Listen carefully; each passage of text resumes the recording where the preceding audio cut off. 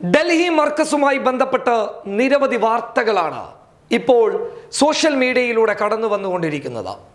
എടുത്തു പറഞ്ഞു കഴിഞ്ഞാൽ മറുനാടൻ മലയാളി എന്ന ഒരു ചാനൽ ഏകദേശം എൻ്റെ അറിവിൽ ഇന്ന് ഈ വിഷയവുമായി ബന്ധപ്പെട്ട സാജൻ സക്കറിയ തന്നെ 4 വാർത്തകൾ ചെയ്തിട്ടുണ്ട്. വളരെയധികം വിഷമമുണ്ട് ഈ കാര്യങ്ങൾ നിങ്ങളോട് തുറന്നു പറയുന്നതിൽ. കാരണം ഇതുപോലെയുള്ള മാധ്യമ പ്രവർത്തകൻ, ഇതുപോലെയുള്ള ഒരു മാധ്യമം ഈ നാടിന് തന്നെ ആപത്താണ്. എന്തടിസ്ഥാനത്തിലാണ് സാജ നിങ്ങൾ അങ്ങനെ ഒരു വാർത്ത നൽകിയത്? ഡൽഹിയിലെ തബ്ലീഗിന്റെ സമ്മേളനത്തിൽ വെച്ച് അവിടെ കൂടിയ ആളുകൾ ഈ രാജ്യത്തിന് തന്നെ കൊറോണയും COVID-19 എത്തിച്ചു കൊടുക്കുകയാണ്. അവരാണ് COVID-19 പ്രചാരകരായി മാറിയിട്ടുള്ളത്. ഈ രാജ്യത്തെ ജനങ്ങളിലേക്ക് COVID-19 എത്തിച്ചു കൊടുക്കാൻ അവർ കാരണമാകുമെന്ന് നിങ്ങൾ വിളിച്ചു കൂവി പറയുമ്പോൾ അതിൽ നിങ്ങളൊരു കാര്യം പറയുന്നുണ്ട്. കേന്ദ്ര സർക്കാരിൻ്റെ, ഡൽഹി സർക്കാരിൻ്റെ നിയമങ്ങൾ കാറ്റിൽ പറത്തിക്കൊണ്ടാണ്, അഥവാ നിർദ്ദേശങ്ങൾ കാറ്റിൽ പറത്തിക്കൊണ്ടാണ് തബ്ലീഗുകാർ ഡൽഹി മർക്കസിൽ സമ്മേളനം നടത്തിയത് അഥവാ ഒത്തുകൂടിയത് എന്ന്. ആദ്യ ചോദ്യം ഇതാണ്. അവിടെ എത്തിയ വിദേശികൾ കടന്നു വന്നത് വിമാനത്താവളം വഴിയല്ലേ? അതായത് ഏറ്റവും സുരക്ഷിതമായ ഒരു മേഖലയിൽ നിന്നാണ് അവർ മർക്കസിലേക്ക് എത്തിയിട്ടുള്ളത്. ആ സമയത്ത് വിമാനത്താവളത്തിൽ പരിശോധന ഉണ്ടായിരുന്നില്ലേ? പരിശോധന ഉണ്ടായിരുന്നില്ല എങ്കിൽ ആ സമയം ഇന്ത്യയിൽ നിയന്ത്രണങ്ങളില്ല എന്നർത്ഥം. ഇനി പരിശോധന ഉണ്ടായിട്ടുണ്ട് എങ്കിൽ ആ പരിശോധന കഴിഞ്ഞിട്ടല്ലേ അവർ നിസാമുദ്ദീൻ മർക്കസിലേക്ക് എത്തിയിട്ടുള്ളത്? അങ്ങനെ പരിശോധന കഴിഞ്ഞിട്ടാണ് മലേഷ്യയിൽ നിന്ന്, കിർഗിസ്ഥാനിൽ നിന്ന്, അങ്ങനെയുള്ള വിദേശ രാജ്യങ്ങളിൽ നിന്നെത്തിയ തബ്ലീഗ് സമ്മേളനത്തിൽ പങ്കെടുക്കാൻ വന്നവർ പുറത്തെത്തിയതെങ്കിൽ അവരൊക്കെ കൃത്യമായി ആരോഗ്യമുള്ളവരല്ലേ? അവർക്ക് ഒരു രോഗവും ഒരു വൈറസും ഇല്ല എന്നല്ലേ അർത്ഥം? ഇനി അവരെ പരിശോധിച്ച് പുറത്തു വിട്ടതിന് ശേഷം അവർക്ക് വൈറസ് ഉണ്ട് എങ്കിൽ, രോഗമുണ്ട് എങ്കിൽ അതിന് ഉത്തരവാദികൾ ആരാണ്? കേന്ദ്ര സർക്കാരാണ്, വിമാനത്താവളം അധികൃതരാണ്, ഡൽഹി സർക്കാരാണ്. അവർ കൃത്യമായ മാനദണ്ഡങ്ങൾ അനുസരിച്ച് തന്നെയാണ് ഡൽഹി മർക്കസിലേക്ക് എത്തിയിട്ടുള്ളത്. അല്ലാതെ ഒരു ഹെലികോപ്റ്ററിലൂടെ മർക്കസിന്റെ മുകളിൽ വന്ന് ഇന്ത്യയുടെ അതിർത്തി മാനദണ്ഡങ്ങൾ പാലിക്കാതെ ചാടിക്കേറി മർക്കസിനകത്ത് കയറിയവരല്ല മർക്കസിന്റെ അകത്തേക്ക് വന്ന വിദേശികളെന്ന് നിങ്ങൾക്ക് ഈ പറഞ്ഞ കാര്യത്തിൽ വ്യക്തമായിട്ടുണ്ടാകും.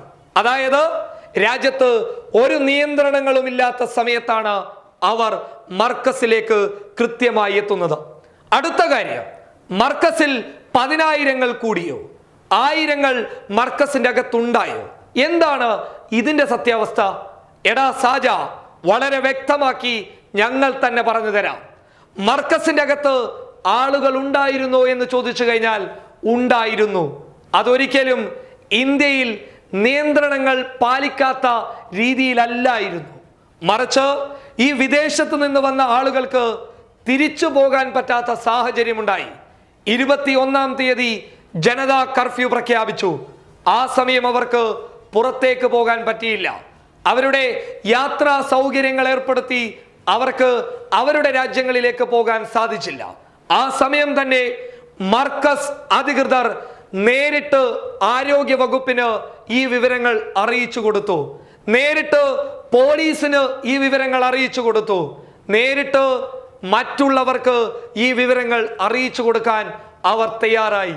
എന്തിനു വേണം പറയാൻ, വിദേശകാര്യ മന്ത്രാലയത്തോട് പോലും അവർ തങ്ങളുടെ അടുക്കൽ ഇത്ര വിദേശികളുണ്ട് എന്ന് വളരെ വ്യക്തമായി പറഞ്ഞു കൊടുക്കാൻ മർക്കസിലെ അധികൃതർ തയ്യാറായിട്ടുണ്ടെങ്കിൽ അവർ ഈ രാജ്യത്തോട് കൂറു പുലർത്തുന്നത് കൊണ്ടാണ് അങ്ങനെ പറയാൻ തയ്യാറായത്.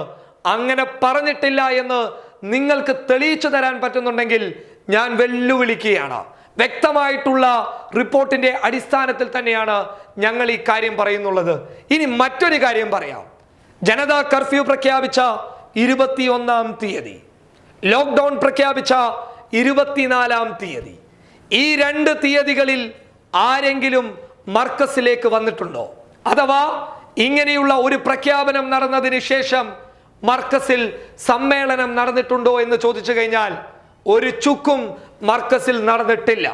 മർക്കസിന്റെ പുറത്ത് ആരോഗ്യ വകുപ്പ് ഉദ്യോഗസ്ഥരുണ്ട്, ഡോക്ടർമാരുണ്ട്, പോലീസുകാരുണ്ട്, ആർമി ഉദ്യോഗസ്ഥരുണ്ട്. അതായത് മർക്കസിന്റെ നിർദ്ദേശം അനുസരിച്ച് മർക്കസിന് പുറത്തു വന്ന് നിൽക്കുകയാണ് അവർ. അതായത് അവർ ആരും ഈ രാജ്യത്തിന്റെ നിർദ്ദേശങ്ങൾ അനുസരിക്കാതിരുന്നിട്ടില്ല, ഡൽഹി സർക്കാരിന്റെ നിർദ്ദേശങ്ങൾ പാലിക്കാതിരുന്നിട്ടില്ല. കൃത്യമായ മാനദണ്ഡങ്ങൾ പാലിച്ച് കൃത്യമായ രീതിയിൽ തന്നെയാണ് ഡൽഹി മർക്കസ് അധികൃതർ മുന്നോട്ട് പോയിട്ടുള്ളത്. അല്ല, അവർ അതങ്ങനെ ചെയ്തിട്ടില്ല. അവർ ഇങ്ങനെയാണ് ചെയ്തിട്ടുള്ളത്. അവർ രോഗം പടർത്താൻ ശ്രമിച്ചു എന്ന് പറയുന്നത് സംഘപരിവാർ അജണ്ടയാണ്. ആ സംഘപരിവാർ അജണ്ടയിൽ ചില മതേതരത്വ മാധ്യമങ്ങളും വീണു എന്നുള്ളത് ശരിയാണ്. ചിലപ്പോൾ അവിടേക്ക് കടന്നു വന്നവർക്ക് COVID-19 സ്ഥിരീകരിച്ചിട്ടുണ്ടാകാം. അത് ചിലപ്പോൾ നിയന്ത്രണങ്ങൾ പാലിക്കാത്തത് കൊണ്ടല്ല, മറിച്ച് നിയന്ത്രണങ്ങൾ ഇന്ത്യ പറഞ്ഞ, സംസ്ഥാനം പറഞ്ഞതിന് മുൻപ് തന്നെ അവിടേക്ക് വിദേശികൾ എത്തി എന്നുള്ളതാണ് അതിൻ്റെ ശരി. അത് മനസ്സിലാക്കാൻ തയ്യാറാകാതെ എന്തിനാണ് മുസ്ലിങ്ങളെ ഇങ്ങനെ നിങ്ങൾ വലിച്ചു കീറുന്നുള്ളത്? എന്തിനാണ് സാജ ഇതുപോലെയുള്ള 4 റിപ്പോർട്ടുകൾ തയ്യാറാക്കി ഡൽഹി മർക്കസിനെ ഇങ്ങനെ അവഹേളിച്ചു കാണിക്കുന്നുള്ളത്? എന്തായാലും ഇതിന് നിങ്ങൾക്ക് മാപ്പ് തരാൻ തയ്യാറല്ല. ഈ വ്യാജ വാർത്ത സൃഷ്ടിച്ച നിങ്ങൾക്കെതിരെ നടപടിക്രമങ്ങളുമായി അവർ മുന്നോട്ട് പോകാനുള്ള സാധ്യതകളുണ്ട്. ഇതൊരിക്കലും ശരിയല്ല. വാർത്തകളിൽ തെറ്റുകൾ സംഭവിക്കാം, പക്ഷേ തെറ്റുകൾ ആവർത്തിക്കുന്നത് ശരിയല്ല. ആ ആവർത്തിക്കുന്നതിൽ നിങ്ങൾക്ക് വ്യക്തമായ ഗൂഢാലോചനയുണ്ട്, വ്യക്തമായ അജണ്ടയുണ്ട് എന്നുള്ളത് എടുത്തു പറയാൻ ഞാനിവിടെ ശ്രദ്ധിക്കുകയാണ്. News desk public Kerala.